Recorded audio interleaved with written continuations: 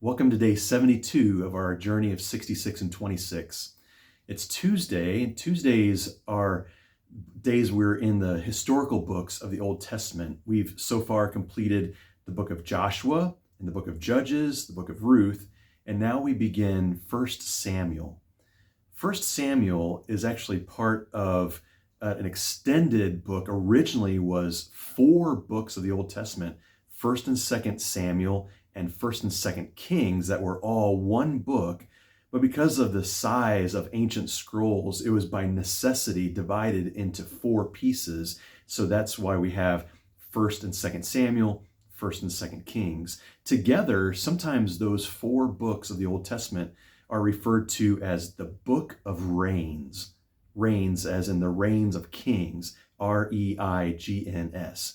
So we get the story of the development of the monarchy and then the division of the kingdom into 2 parts.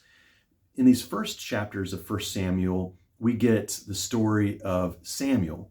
Samuel is the last of the judges and the first of the prophets to come after Moses, who will speak for God to the people of Israel. It's Samuel who will later anoint the first king of Israel, Saul, and the second king of Israel, David.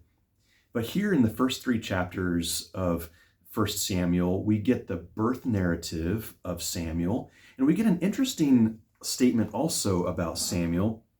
This is in 1 Samuel 2, verse 26. And the boy Samuel continued to grow in stature and in favor with the Lord and with men. This is almost the exact statement that is made about Jesus in Luke chapter 2, verse 52.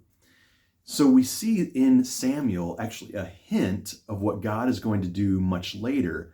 Here, God is working through this faithful man, Samuel, from his childhood, and his mother dedicates him to service in the Lord's house, and he becomes the spokesperson for God for the kings of Israel.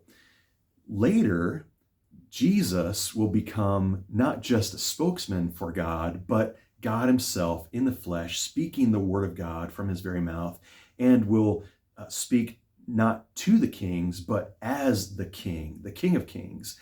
So we see, as we've seen so many times in the Old Testament, a preview, a hint of the story that will come later and be fulfilled in greater form in Jesus. Here we get Samuel and his birth and his early years and God's calling of him to the ministry of prophecy.